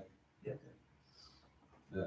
I'm tell you right now, I won't do it because I think the only driving range I've ever been to is in the Mountain Gods in Ruidoso. But I'm gonna buy a couple of crepe myrtle trees for them, donate them, last year I donated the tops for the flags, the GPS deals or the rangefinder deals. I would rather give money for that than, I already paid $10 extra for a shed, my golf cart won't even fit in that shed. So y'all get $10 off me for nothing anyway. Yeah, you bet, no, not a problem. So I would donate my $10 of money to trees and stuff like that. I got you. So I'll tell you about how I want to do it. We're about to call for a motion on this. Did you? Okay, a lot of times too, we don't get the information out there that they've paid this extra or they've done this or done that. There's just a lot of rules that are not being adhered to, and I can't, or Juanita can't stop it, neither can the guys, if we don't have the information in hand. Okay? Let, Not through no fault of anybody, I I don't got think, you. it's just that communication wise, Mhm. I feel like we're left out a lot of times. I would say that, and I get what you're saying. You're kind of separated out there from the city hall and that kind of thing. Whatever you think you need, Jeff, you back me up on this, but, contact Nita or write it down and give it to Mr. Hendrick, and he can get it to Nita and say, we want everything you've got. Give it so it's accessible to us. So we know when somebody's telling us the truth or not telling us the truth. And you can certainly tell Todd, if you feel like you're not getting information, he'll let us know. Yes. Give you the information. Definitely. Yeah, definitely. The communication's got to And we're gonna continue to work on this, I mean, beyond tonight. Let's go ahead, are y'all ready to set some solid, get a motion for this? Yes, let's do that I'll be in first. the motion. That would be in the motion. Let him make a motion. Well, okay, I have one more thing, I'm sorry, but it says anyone under 17 of age must be supervised by an adult at the pool, and that does not happen, especially during the summertime. So do you want to leave that? Is it lifeguard at the Yes, it pool? needs to be in there. No lifeguard at the pool. No lifeguard. No, it's just signs that say. I mean, that's the rules, once they sit there and drown, at least we make the rule, but, nobody's gonna follow it. Liability. As long as the rules are there, you're covered our liability. All right, well, let's Sure, get the, ready for anything. let's move this forward.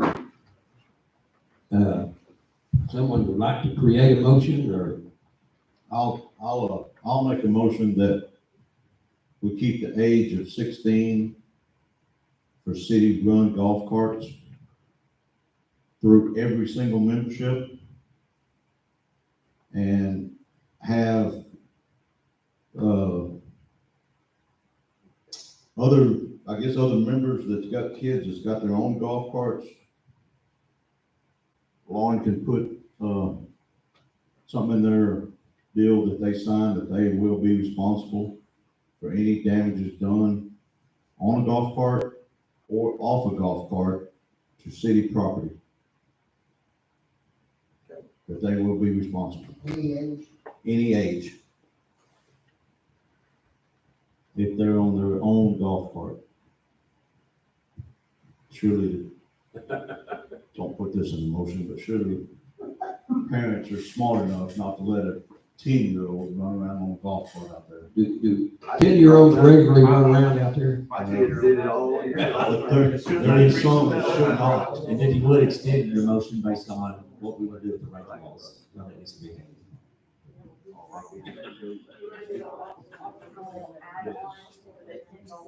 With optional add-on for the range balls of $10. And if they don't, then it would be, And then the recommended prices of the 10, 5, and 3. 10, 5, and 3 as listed. So I'm gonna three for legal, we don't have to have a motion on this, because we're gonna have to rewrite this and bring it back. So we discussed it and considered it, and all the things that you said was written down, we'll have to bring this back. So you actually don't have to take exact motion action. Well, they tell you motion like put it in there so we're clear on what to put in there. Okay. Yeah, I just want to be. Do you wanna remove all the gun range language Yes. in the ordinance? And what are you gonna do about the golf course?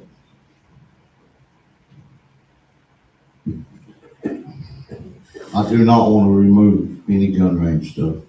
I think that's kind of the moot point anyway. Leave it or take it out, it's kind of It's just more of a logistical thing to help Nita and them not have so many, But there's only line two. items. Yeah, it's only two. And also in my motion, golf team members abide by the same rules as everyone else.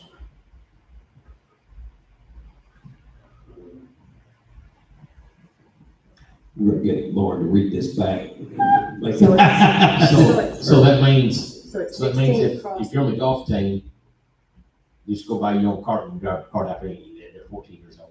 I don't know that you really have to have that in the ordinance. Well, Is that right? I think, yes, that's what I'm saying. Yeah. Reason being is that, like I said a while ago, you're gonna open it up, these kids are gonna say, well, they get to do it, why can't I? On city. So let's do it all the way across the board on city carts. And besides, they walk the tournaments anyway, why, they ought to be walking it, practicing. Exercise. I need the price of the gun range balls, like, what do we sell them at? He did, she did, he said. No, I need it for this though. the- No, the daily, what's the daily sales price of? For the ball. Yeah, it's, $10 for the large ball, $5 for the. $5 for the medium, and $3 for the small. And 10 balls. $3.50. I would like to, that motion made back, please. In Spanish. As best you can, Lauren, as best you can. So I have a motion to leave the age at 16 for city-owned golf carts. Privately owned cart drivers will be held liable for any damages. We're gonna leave the gun range information as it is in the ordinance. We will add an optional add-on to the membership for $10 driving range, as a monthly fee. We're also gonna add daily fees, driving range, $10, $5, $3 respectively for large, medium, and small, baskets.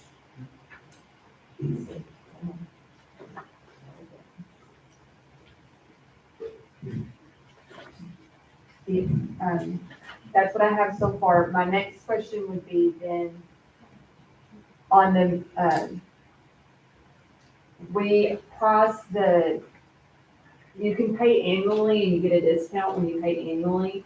So on the driving range, do you want an annual discount option or do you want it $120? We're just gonna pay the difference. 120. So we'll add that. $10 a month or $120 annually with no discount. I add that to my motion.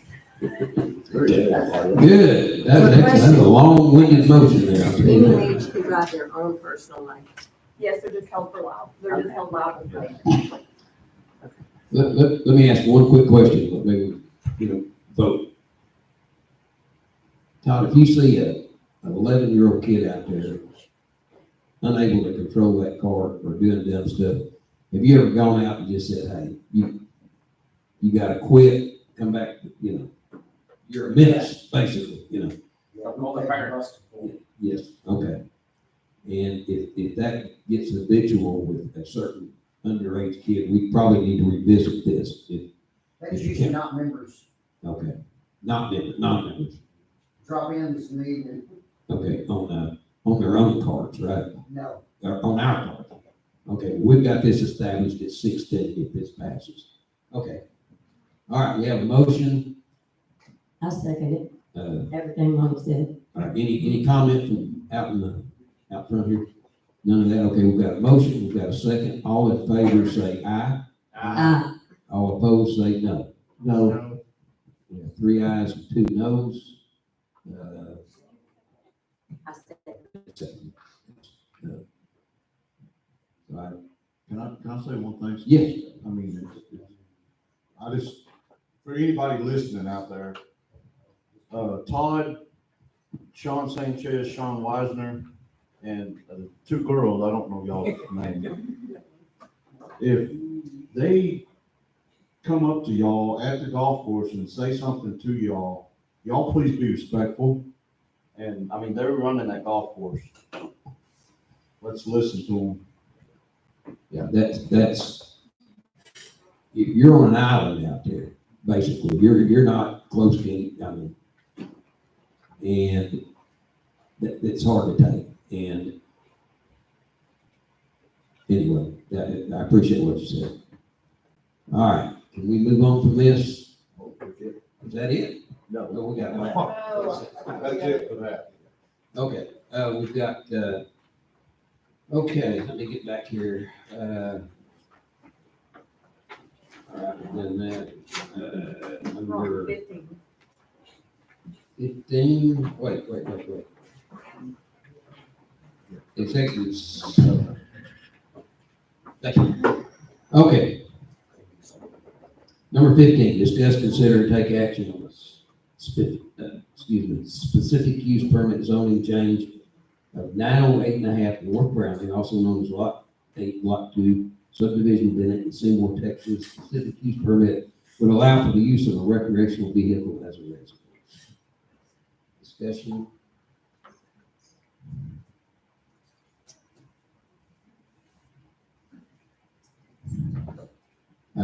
I noticed there's a trailer already there. I think it's hooked up. Not sure, but So if you'll look, you got your responses from the people that were certified mail. So it, this administrator's report, it's in your extra,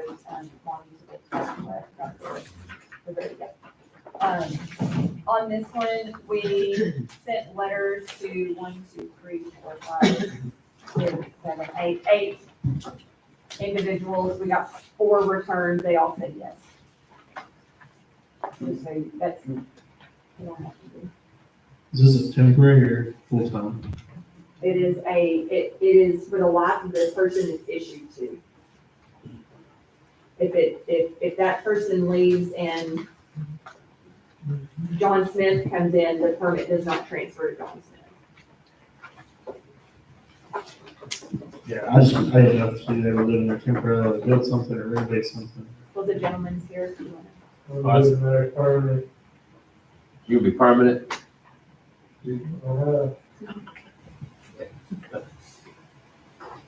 is that for one trailer? I mean, it's not for multiple. And it's for just one person, not like a family. to. Gentleman, Okay.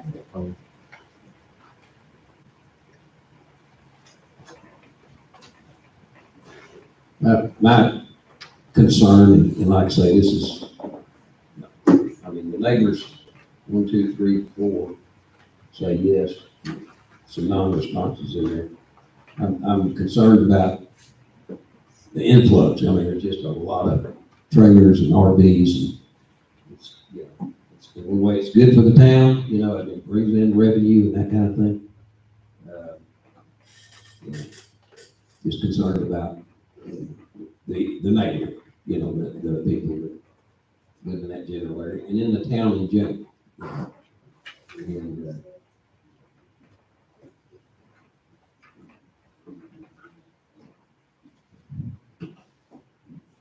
positively, it's a nice unit. It's not It is. in 1972 with one wheel busted. It looks nice. It's attractive to the area. The lot has maintained it being mowed since the application was made.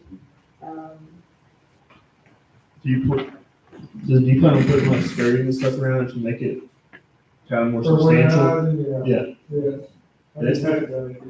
It's between those 2 houses back there, right? Like it's not visible from around. I mean, not, yeah.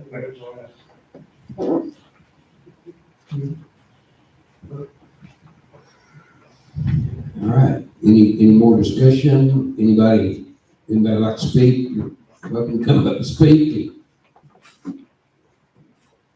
Or anybody else? If not, there's no more discussion. I'll look for a motion. Mayor, make a motion, we accept the specified use permit zone change of 908 North Browning, is known as Lot 3, or 8, Block 2, subdivision. Second. We have a motion and a second. All in favor, say aye. Aye. All opposed, say no. It passes 5-0. Okay.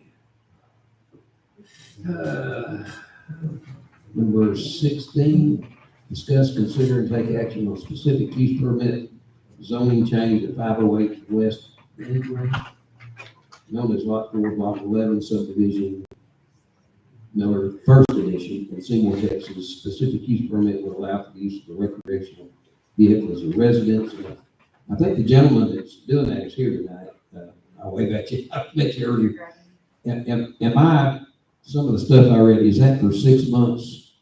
Yeah, that's my estimate, when I get the house refurbed.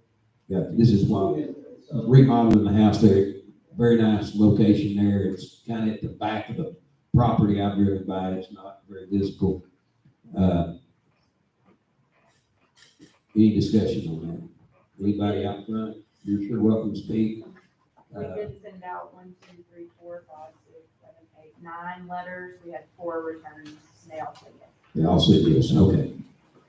All right. Now, do we have a motion on this item? I'll make a motion to approve the specific use permit for the temporary residence and the recreational vehicle, at 508 West Ingram, also on Block 4, Block 11, subdivision Miller, First and Seymour. Second. We have a motion and a second. You got that, Lauren? All in favor, say aye. Aye. All opposed, say no, and it passes 5-0. Okay, so. Yes. Okay, we're gonna go to our executive session. We'll have to ask everybody to leave, sorry, or at least step outside. You don't have to leave. Vote to public pursuant to chapter 551 of the Texas Local Government Code.